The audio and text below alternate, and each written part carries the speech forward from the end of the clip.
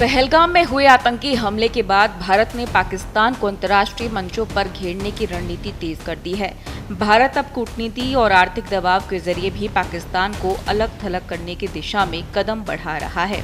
इस कड़ी में भारत ने पहले वाटर स्ट्राइक के तहत चिनाब नदी का पानी रोका, वहीं अब वित्तीय सहायता को प्रभावित करने का भी अहम मोर्चा खोल दिया है।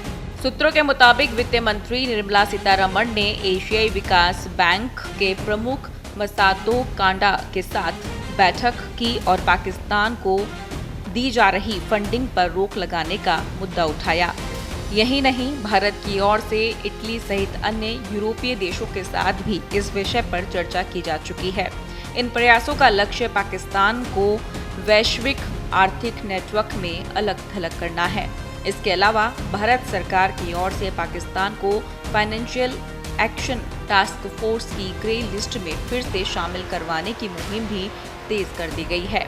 FATF की सूची में नाम जुड़ने का मतलब होता है कि संबंधित देश को आर्थिक मदद मिलने में कठिनाई का सामना करना पड़ता है।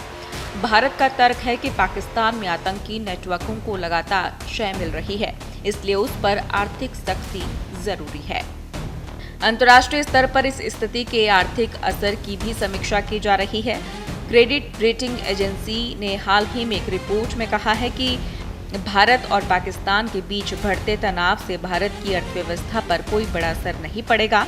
इसकी वजह है कि दोनों देशों के बीच आर्थिक संबंध काफी सीमित हैं। भारत के कुल निर्यात में पाकिस्तान की हिस्सेदारी 0.5% से भी कम है। इसके उलट पाकिस्तान की अर्थव्यवस्था पर दबाव बढ़ सकता है।